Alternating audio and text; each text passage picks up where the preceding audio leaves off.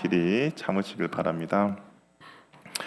우리가 인생을 살아가면서 견디기 힘든 순간이 언제입니까? 여러분 언제 이렇게 견디기 어려웠습니까? 육체적인 질병이 갑자기 찾아왔을 때일 수도 있고요. 재정적인 어려움을 경험할 수도 있고, 아니면 사랑하는 사람과 이별한다든지 아니면 사별했을 때입니다. 또 한편으로는 내가 전혀 예상치 못한 어떠한 큰 사고를 당했을 때일 수도 있죠. 그러나 이 모든 것들보다 더 힘들게 하는 것은 이 힘듦과 어려움이 언제 끝날 줄 모른다라는 것이죠. 우리가 만약 어떤 힘듦을 경험했는데 그것의 끝을 안다면 우리는 견뎌낼 수가 있습니다. 끝을 알기 때문에 조금만 참으면 된다라고 생각하는 것이죠. 만약에 내가 끝을 아는데 못 견딜 어려움은 없을 거예요. 근데 우리가 그 고통과 어려움이 힘든 이유는 그 도무지 끝날 것 같지 않을 상황이 계속 펼쳐지기 때문인 것이죠. 언제 이 힘듦과 어려움을 내가 끝까지 견뎌야 할지를 알 수가 없기 때문에 그것이 우리들에게 있어서 더 힘듭니다. 야고보가 편지를 쓰고 있는 성도들도 마찬가지였어요. 이 야고보가 편지를 쓰지만 이들도 이 고난과 핍박이 언제 끝날지 모르는 상황입니다. 끝이 보이지 않는 짙은 어둠 속에 있었죠. 예수를 믿는다는 이유만으로 핍박을 받습니다. 고향을 떠나야 했어요. 그리고 타국을 떠도는 나그네 생활을 하게 됩니다. 정당한 임금을 착취를 당하고 부자들에게 억압을 당하며 또 억울한 법정에 끌려가는 일들이 비일비재하게 일어나고 있어요. 마치 불의가 승리를 하는 것처럼 보이고 하나님은 침묵하시는 것 같습니다. 이런 상황에 처해 있는 성도들 향해서 야고보가 계속 편지를 쓰고 있는데요. 그러면서 7절 이야기를 합니다. 우리 7절 말씀 한번 같이 읽어보도록 하겠습니다. 시작.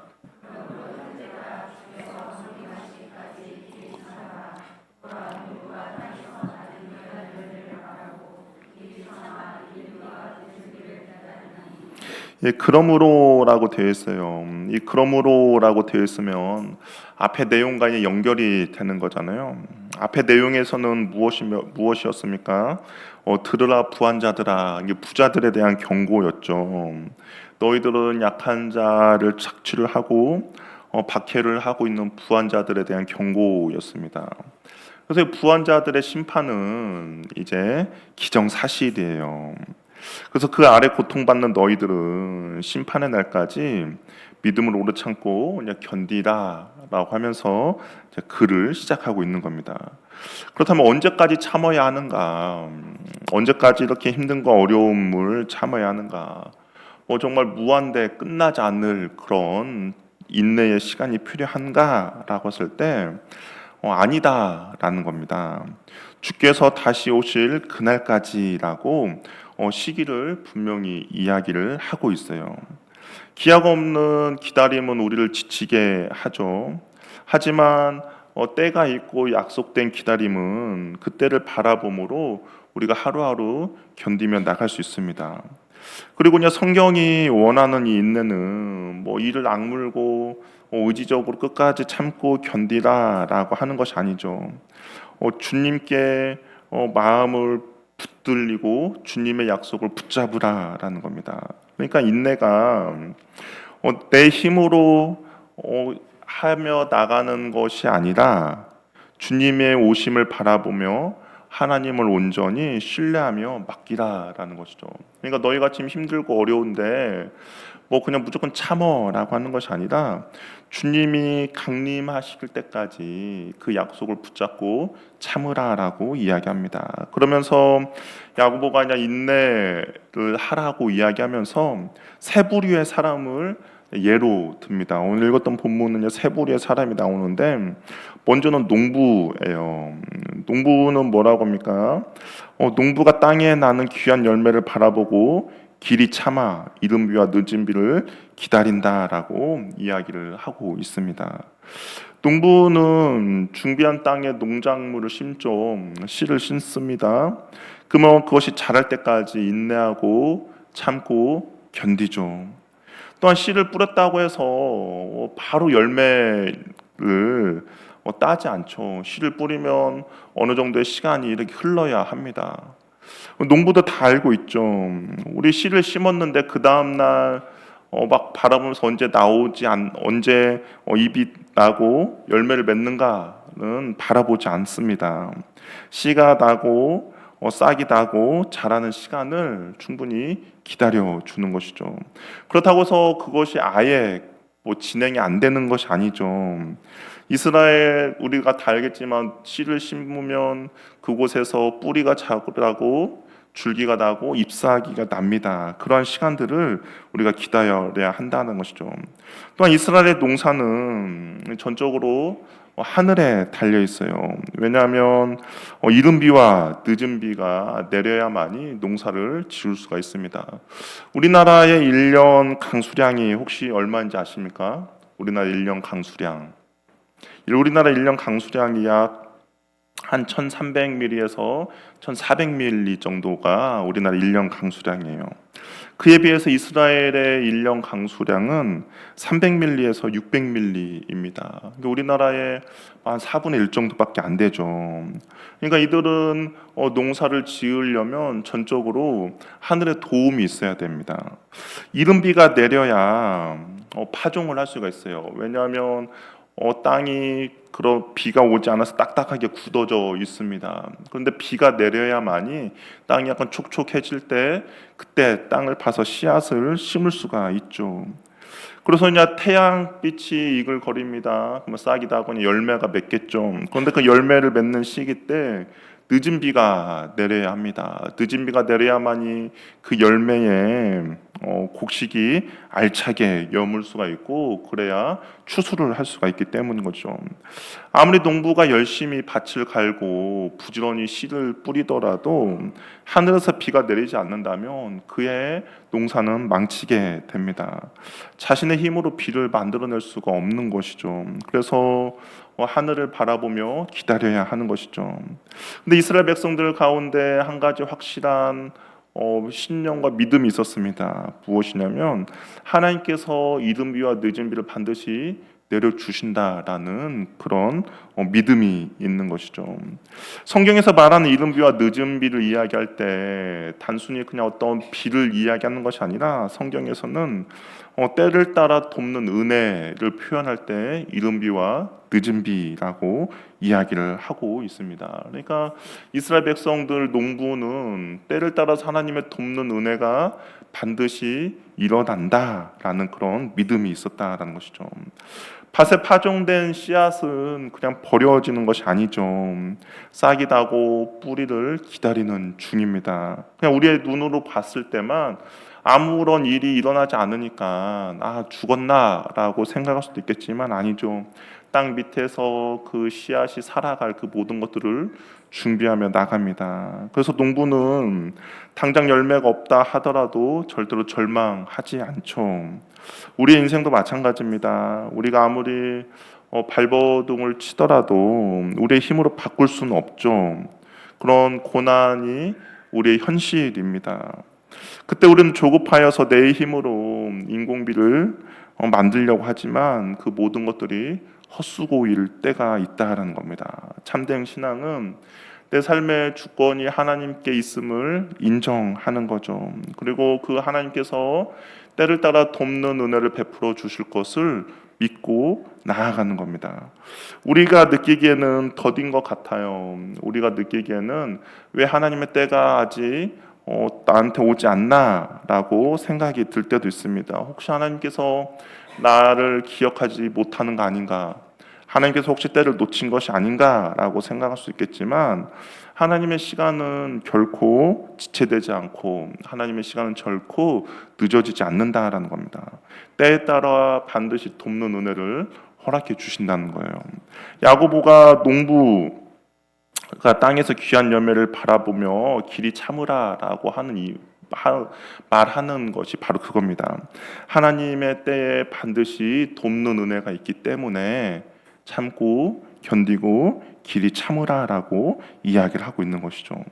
또 한 부류의 이야기를 합니다. 고난과 참음에 대해 이야기를 하면서 또 한 부류는 주의 이름으로 말한 선지자들이에요. 우리 10절 말씀 한번 읽어보도록 하겠습니다. 10절 읽어볼게요. 시작.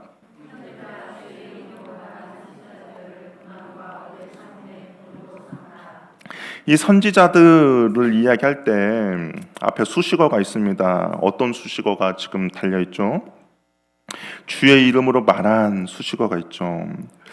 주님의 이름으로 사람들에게 이제 말씀을 전하다 보니 거절을 당해요. 사람들이 하나님의 말씀을 좋아하지 않거든요. 조롱을 당합니다. 때로는 박해를 받았어요. 그럼에도 불구하고 선지자들은 어떻습니까? 끝까지 하나님의 말씀을 증거하였죠. 하나님의 말씀을 있는 그대로 전한다라는 것은 세상과의 충돌을 의미합니다. 왜냐하면 거짓 선지자들은 평안을 외쳤거든요. 자신들의 인기를 위해서 하나님의 말씀이 아닌 자신들의 생각을 전했던 때입니다. 그런데 이때 홀로 심판과 회개를 전한다는 것은 사람들이 싫어하겠죠. 그러다 보니 사람들에게 조롱을 당하고 사람들에게 핍박을 받고 또한 사람들에게 따돌림을 당합니다. 우리 많은 선지자도 있겠지만 우리가 최근에 말씀 묵상한 우리 예레미야를 한번 살펴보면 예레미야는 어떻습니까? 바벨론 포로로 끌려가는 것이 하나님의 뜻이다라고 외쳤어요. 근데 당시의 분위기는 바벨론이 아니라 애굽으로 가는 것이 하나님의 뜻이다라는 거짓 선지자들의 메시지가 있었습니다. 그러니까 당연히 예레미야는 매국노로 몰리죠. 어떻게 바벨론으로 끌려가는 것이 하나님의 뜻이냐라고 하면서 사람들에게 조롱을 당했습니다. 물리적인 폭력도 당했어요. 시드기야 왕은 그의 뺨을 때렸습니다. 정신적인 학대도 당했죠. 심지어는 진흙이 가득한 구덩이에 던져지기까지 했습니다. 하나님에 대해 충성의 결과가 고통과 핍박이었어요. 그럼에도 불구하고 이 선지자들은 어떻습니까? 사람들을 향해 감정적으로 대처하지 않았죠. 그들 마음속에 미움의 씨앗을 심지 않았습니다. 따라서 야고보는 선지자들의 인내와 모범을 제시하면서 하나님을 섬기는 자들이라면 이 땅 가운데 필연적으로 고통과 고난을 겪게 될 것이지만 그럼에도 불구하고 소망을 가지고 이 힘든과 어려움을 이겨내야 함을 강조하고 있다라는 겁니다. 그러니까 선지자들은 하나님의 말씀을 끝까지 전했죠. 선지자들 끝까지 하나님의 말씀을 담대히 전할 수 있었던 이유는 무엇입니까? 하나님의 존재에 대해서 확실한 믿음이 있었기 때문인 거죠. 자기에게 이 말을 전하라는 하나님의 살아계심, 하나님의 존재에 대해서 의심하지 않았기 때문에 그 하나님이 말씀을 전하라는 거에 대해서 끝까지 참고 견디며 인내할 수 있었다라는 겁니다. 그러면서 야고보는 또 인내를 해야 함을 또 한 사람의 예를 드는데 바로 욥을 예로 들고 있습니다. 우리 11절 말씀 한번 읽어볼까요? 11절 읽어보겠습니다. 시작.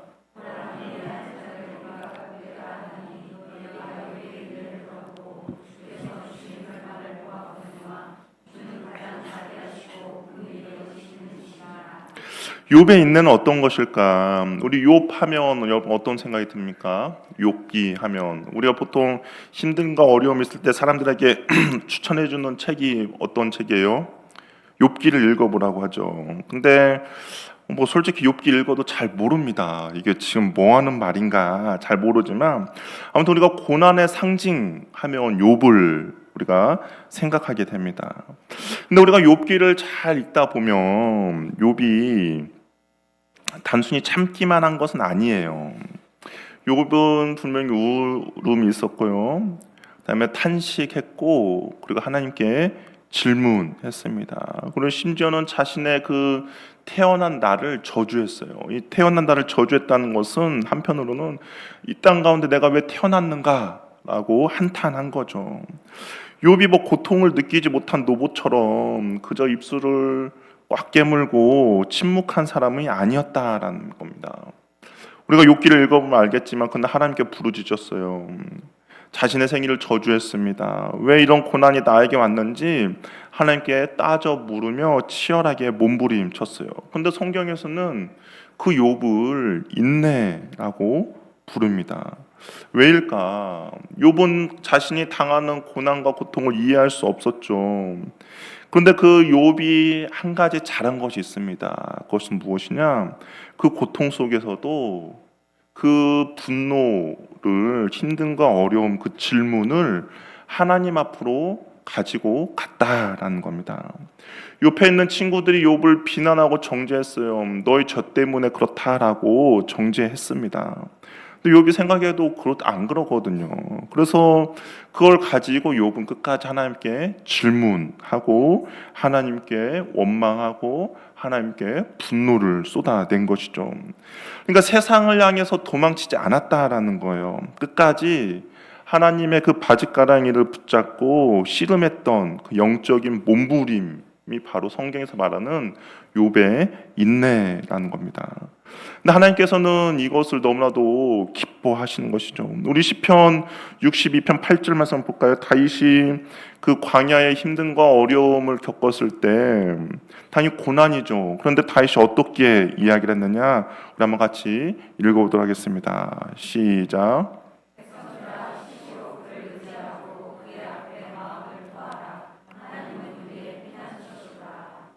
다윗이 한 것은 무엇입니까? 그 고난의 시간, 그 힘듦의 시간, 어려움의 시간에 그 분노와 힘듦과 어려움을 누구 앞으로 가지고 나갔느냐? 하나님 앞에 가지고 나아갔다라는 겁니다. 우리 시편 142편 1절에서 2절 말씀 우리 한번 같이 읽어볼게요. 이것도 다윗의 시거든요. 한번 같이 읽어보도록 하겠습니다. 시작.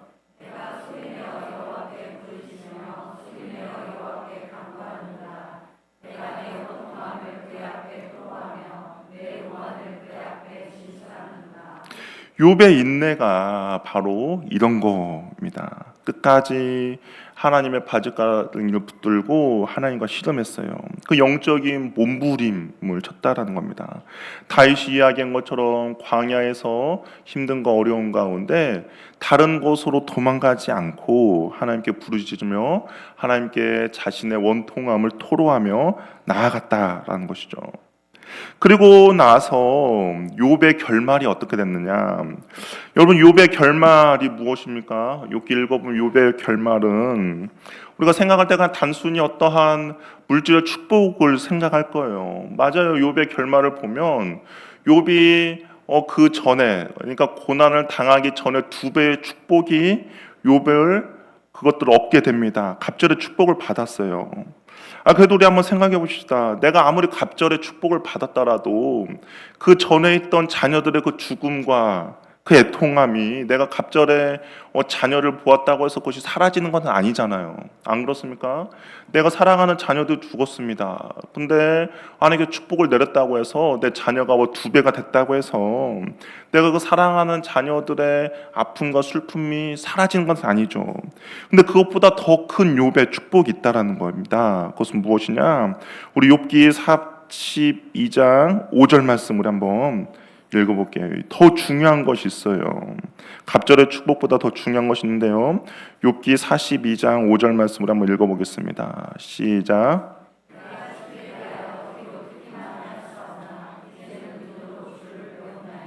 이것이 주께서 주신 결말이에요. 무엇이냐? 그전에는 욥이 하나님에 대해서 막연했습니다. 그런데 그 고난과 힘듦과 어려움의 시간을 통하면서 하나님과의 깊은 인격적인 만남을 갖게 된 거예요. 하나님은 계신 것 같았어요. 욥이 하나님을 부인하진 않았습니다. 그런데 그 전에는 그냥 의무적인 관계였어요.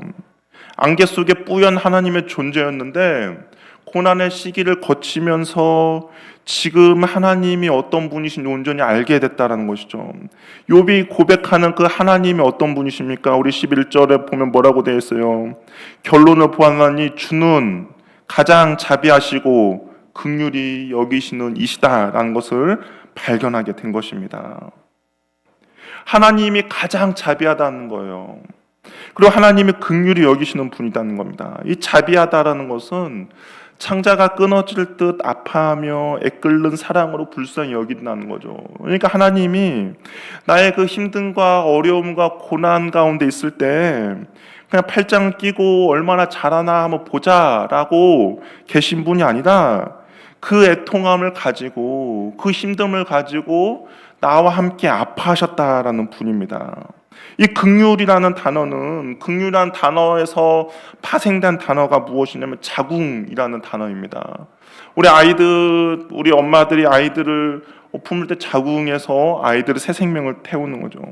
우리 어떻습니까? 자궁에 있는 우리 그 태아가 자라도록 엄마가 힘쓰고 애쓰죠. 만약에 태아의 그 모든 힘듦과 아픔을 엄마도 어떻게 합니까? 느끼는 거죠. 그것이 긍휼이라는 거예요. 그 사람이 처한 현실과 그 사람이 아파하는 그 모든 것들을 동일하게 느끼는 마음, 그것이 바로 자비와 긍휼인데, 욥이 그걸 고백하는 거예요. 내가 고난 가운데 있다 보니까 하나님, 그전에는 하나님을 귀로만 들었는데 이제 내가 하나님을 바라봤는데 하나님 어떤 분이시냐? 가장 자비하고 가장 긍휼하신 분이다라는 거죠. 내가 눈물을 흘릴 때 나의 눈물을 그의 병에 담아주시는 분이고, 내가 고통을 당할 때 나와 함께 탄식하며 아파하시는 분이 하나님이다라는 것을 욥이 발견하게 됐다는 겁니다. 그전에는 멀리 있던 분이었어요. 그전에는 막연했던 분입니다. 그전에는 그냥 안개 속에서 희미하게 그냥 살아 계신다라고만 느꼈던 분이었는데, 이 고난의 터널을 지나다 보니 그 하나님은 가장 자비하시고 가장 긍휼하시다는 분임을 욥이 깨달았다라는 것이죠. 이런 하나님의 모습은 낯선 모습이 아니죠. 구약 성경에서도 계속적으로 하나님에 대해서 이렇게 이야기합니다. 우리 출애굽기 34장 6절 말씀 한번 읽어볼게요. 한번 읽어보도록 하겠습니다. 시작.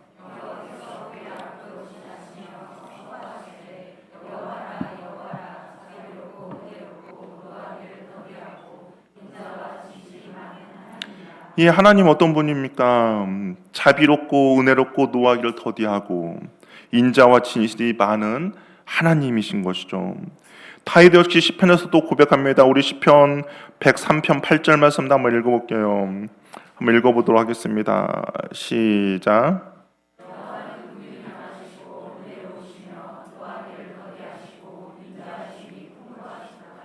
다윗이 이러한 고백이 왜 나왔겠습니까?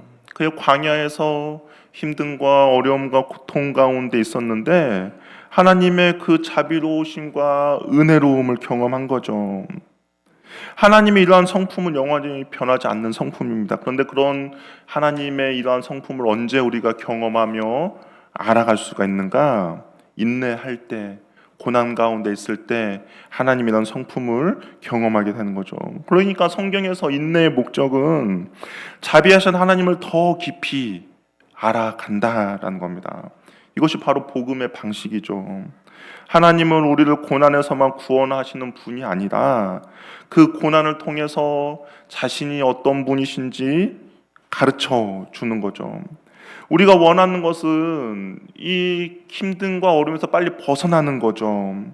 이 고통이 빨리 끝나는 겁니다. 그런데 하나님이 우리들에게 바라는 것은 무엇이냐면 그 힘듦과 고통과 어려움 가운데서 하나님이 어떤 분이신지 가르쳐 주기를 원한다는 거예요. 그 고통의 상황 가운데 하나님의 자비하심을 경험하기를 원한다는 거죠. 그 힘듦의 상황 가운데 하나님의 긍휼하심을 경험하기를 원한다라는 겁니다. 그래서 우리는 그 고통 가운데 하나님의 성품을 깨닫게 되고 하나님을 보게 되고 하나님을 경험하게 되는 겁니다. 그래서 인내하는 사람은 결국 하나님을 더 알게 돼요. 욥의 고난처럼 내가 전에는 듣기만 했지만 이제는 그 하나님을 보게 됩니다라는 고백을 하게 되는 것이죠. 그러니까 인내의 끝이 낙심과 절망이 아니라 주님을 더 알고 주님을 더 경험하는 시간이 된다라는 겁니다. 야고보가 지금 현재 힘들어하고 아파하고 있는 성도들에게 그렇게 이야기하는 거예요. 인내하고 참고 견디라는 겁니다. 왜냐하면 그 인내의 끝에 끝에 결국에는 하나님의 가장 자비하시고 하나님의 가장 긍휼하신 분임을 너희들이 발견하게 되고 경험하게 될 것이기 때문인 것이죠. 그런데 우리가 이 고통과 인내 가운데 참고 견디며 나아감에 있어서 조심해야 될 것들이 있습니다. 우리가 하나님의 말씀을 들었기 때문에 이제 우리는 인내해야 된다는 거 알죠? 힘듦과 어려움이 있을 때 하나님을 바라보며 주님을 의지하며 나아간다는 거 알죠? 그런데 사단은 어떻게 되겠습니까? 우리를 그렇게 내버려 두지 않겠죠. 사단은 어떻게 해서든지 우리를 절망케 합니다. 사단은 우리를 지옥으로 끌고 가지 못해요. 왜냐하면 우리는 예수님을 믿음으로 구원 얻었기 때문인 거죠. 그런데 우리를 지옥으로 끌고 가지 못하지만 사단은 이 땅을 살아가면서 지옥의 삶을 살아가도록 우리를 유혹하고 미혹하고 속이겠죠. 이 고통과 절망 가운데 사단은 끊임없이 우리에게 속삭일 겁니다. 하나님이 어디 계시는지, 하나님 무엇을 하고 계시는지, 네가 믿는 하나님 지금 가만히 있느냐 아니냐라고 우리에게 끊임없이 속일 겁니다. 그래서 야고보는 우리에게 조심해야 될 두 가지를 이야기를 하고 있어요. 그 첫 번째는 뭐냐?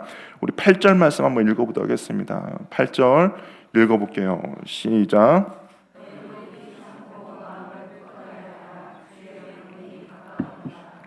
마음을 굳건히 하라고 이야기합니다. 이 굳건히 하라는 것은 지지대를 세우라는 거예요. 기둥을 박으라는 겁니다. 흔들리지 않도록 네 마음을 잘 붙잡으라는 거죠. 인내는 단순히 견디는 힘이 아니죠. 인내는 하나님을 신뢰하는 능력입니다. 우리 마음이 무너지면 어떻습니까? 그 다음 몸도 무너지게 되죠. 몸이 멀쩡해도 마음이 꺾이면 어떻게 신앙은 흔들리게 됩니다. 이 사단이 잘하는 그런 방법이죠. 끊임없이 우리의 마음을 흔들어 댑니다. 끊임없이 하나님에 대해서 거짓된 정보를 줍니다.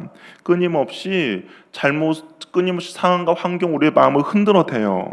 그래서 야고보는 마음을 굳건히 하라고 이야기해요. 근데 마음이 굳건하게 무엇으로 우리를 굳건하게 마음을 할 수 있습니까? 다시 오신다는 주님의 약속의 말씀이겠죠. 현실은 우리를 흔들지만 주님의 약속은 우리를 다시 세워가는 겁니다. 오늘 상황은 불완전해요. 그러나 하나님의 약속은 절대로 흔들리지 않습니다. 소망의 확신이 있다면 어떠한 절박한 현실도 극복해낼 수 있어요. 그러나 그 소망이 흔들릴 때 우리는 우리의 마음과 믿음도 흔들리게 되는 것이죠. 우리가 고난의 현실에만 집중하는 것이 아니라 우리는 하나님의 약속의 말씀을 기억하고 그 약속의 말씀을 붙잡으며 나아가면서 우리의 마음을 견고히 세워가야 한다는 겁니다. 영원히 변치 않는 하나님의 약속의 말씀을 붙드는 거예요. 그 약속의 말씀을 의지하는 겁니다. 그럴 때 우리의 마음을 온전히 굳건하게 세워 나갈 수가 있다라는 것이죠. 하나님의 그 다시 오심, 주님이 다시 오신다는 것은 예수님의 하늘로 승천하시기 전에 분명히 약속하신 말씀입니다. 그런데 그 약속의 말씀을 붙잡는 거죠. 힘들고 어렵고 고난 가운데 있을 때 그 주님의 말씀을 붙잡는 거예요. 그 말씀 안에는 또 무엇이 들어있습니까? 세상 끝날까지 내가 너희와 항상 함께 하시겠다라는 그 약속의 말씀이 그 안에 포함되어 있지 않습니까? 그렇다면 그 힘듦과 어려움과 고난과 절망의 상황이지만 지금 주님이 나와 함께 하신다라는 그 믿음으로 붙잡으며 힘든과 어려움을 이겨 나가는 것이죠. 근데 야고보는 여기에 멈추지 않아요. 또 한 가지 더 조심해야 될 것을 이야기를 하고 있습니다. 우리 9절 말씀 한번 읽어볼게요. 9절 읽어보겠습니다. 시작.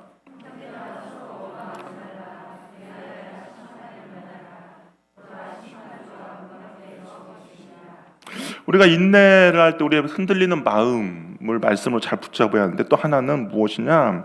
서로 원망하지 말라라는 겁니다. 우리 고난이 길어지면 어떻게 됩니까?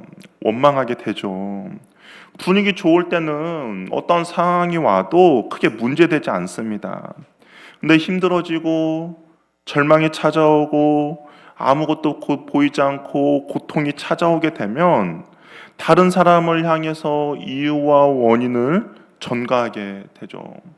우리 집이 어려워집니다. 뭐 처음에는 행복할 때는 어느 정도 참고 견딜 수 있으면 괜찮아요. 근데 시간이 흐르면서 어려움이 점점 힘들어지면 어떻게 됩니까? 남편은 아내를 원망하죠. 또 아내는 남편을 원망하고, 또한 자녀들은 부모를 원망하고, 부모들은 자녀를 원망하게 됩니다. 이 이유와 원인을 항상 전가하게 돼요. 이 너 때문이다라고 이야기합니다. 그때 이렇게 했어야 하는데, 그때 너가 이런 선택을 하지 않아서 지금 우리가 이렇게 된 거 아니냐라고 그 이유를 찾게 되는 것이죠. 외부의 압력이 커질수록 내부의 갈등도 더욱더 커지죠. 인내하지 못한 마음은 원망으로 변하고, 결국에 그 원망은 나뿐만 아니라 공동체를 파괴하고 무너뜨리게 되는 것이죠. 원망이 마치 정당한 분노처럼 보입니다. 그러나 원망은 결국 믿음을 갉아먹게 돼요. 그리고 공동체를 해치고 믿음을 차갑게 만듭니다. 이스라엘 백성들이 가나안 땅으로 들어가기 전에 정탐꾼을 보내죠. 근데 여러 가지 원망을 찾습니다. 왜 먹을 것이 없는지, 왜 마실 물이 없는지, 그리고 거기에는 안악잔소들이 너무나 커서 우리는 올라가면 죽는다는 등 이런 이야기를 서로를 비판하며 비방하며 원망합니다. 결국은 어떻게 됩니까? 공동체가 무너지게 되는 것이죠. 그러나 야고보는 그렇게 하지 말라는 거예요. 이유는 한 가지입니다. 심판주가 문 밖에 서서 계시다라고 이야기해요. 이 말은 심판이 멀리 있다는 뜻이 아니라 오히려 주님이 가까이 계시며 우리의 말과 태도를 보고 듣고 계신다라는 거죠. 그러므로 우리의 입술이 가볍지 않아야 합니다. 부당하게 억압받으면 그리스도인을 할지라도 그들의 삶의 자리에서 고단한 자리에서 신세 한탄을 하거나 불평, 불만 섞인 말을 할 수도 있습니다. 왜 불평하고 싶지 않겠어요? 당연히 하고 싶겠죠. 그러나 성도는 아무리 고통스러운 현실 속에서도 누구를 원망해서는 안 되는 것이죠. 만약 자신에게 당한 고통 때문에 다른 상대방을 미워하며 원망하고 하는 유혹에 빠진다면 야고보는 그건 결국 하나님의 심판의 대상이 되는 결과를 낳을 뿐이다라고 이야기합니다. 인내하며 참고 견디고 있는 지체들을 향해서 우리가 해야 될 것은 원망이 아니라 위로와 격려의 말이 필요하다라는 거죠. 우리가 정말 인내하는 사람이라면 우리의 말이 달라져야 합니다. 고난이 길어질수록 원망이 아니라 중보가 나와야 하죠. 우리가 어려울수록 더 조심해야 될 것은 바로 우리의 입술입니다. 원망의 말을 줄이고 기도의 말을 늘려야 할 것입니다. 정죄의 말을 거두고 위로와 격려의 말을 해야 한다는 것이죠. 그럴 때 고통과 인내의 시간을 우리가 함께 견디어내며 나아갈 수가 있는 것이죠.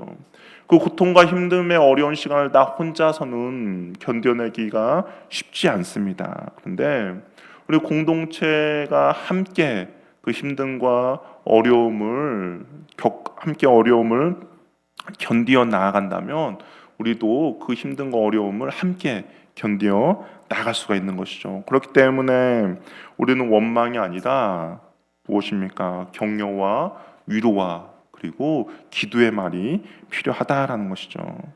말씀을 정리하도록 하겠습니다. 고난이 힘든 이유는 언제 끝날지 알 수 없는 그 안개와 같은 모습이기 때문인 것이죠. 하지만 우리가 결말을 안다면 우리는 참고 견디고 인내할 수 있습니다. 우리가 겪는 고난은 끝모를 고난이 아니다라는 거예요. 우리의 고난이 현실 속에서 소망 가운데 인내할 수 있는 이유는 가장 자비하시고 가장 긍휼하신 여호와 하나님이 나와 함께하고 계시다라는 것이죠. 지금 당장 보이지 않아도 하나님은 여전히 일하고 계십니다. 지금 응답이 늦어져도 하나님은 침묵하고 계시는 것이 아니라 여전히 주님의 때에 돕는 은혜를 주기 위해서 여전히 일하고 계시는 것이죠. 우리의 현실은 여전히 흔들리지만 주님의 약속은 흔들리지 않는다라는 것이죠. 그리고 반드시 이른 비와 늦은 비를 하나님께서 우리에게 허락해 주십니다. 때에 따라 돕는 은혜를 반드시 허락해 주시는 것이죠. 그렇기 때문에 우리는 서로를 향한 원망의 화살을 거두고 옆에 있는 형제 자매들을 위로하며 격려의 말을 해야 한다라는 것이죠. 선지자들과 욥처럼 이해할 수 없는 현실 속에서 서로 도망치지 말고 주님의 긍휼과 자비하심에 우리의 믿음의 닷을 잘 고정시키길 바랍니다. 물결이 와서 배가 흔들리더라도 다시 잘 고정이 되어 있으면 그 배는 떠나려 가지 않는 것처럼 우리가 믿음의 닷을 이 상황 가운데 잘 고정시킨다면 아무리 태풍이 불더라도 아무리 큰 파도가 불더라도 우리는 견고히 그곳에 가운데 견고히 서 있을 수 있다라는 것이죠. 하나님의 때에 결말을 마주하는 그날 주님께서 인내하며 길이 참은 저와 여러분의 모든 눈물을 닦아 주실 것입니다. 그리고 착하고 충성된 종아 참으로 수고했다라고 안아 주실 거예요. 우리가 귀로만 듣던 여호와 하나님을 참으로 보게 되는 귀하고 복된 영광을 누리게 될 것입니다. 그 영광스러운 소망으로 오늘이라는 고난의 강을 넉넉히 우리가 믿음으로 잘 건너갈 수 있는 저와 여러분이 되기를 바랍니다. 그냥 일어나셔서 우리 함께 찬양하고 기도하며 나가도록 하겠습니다.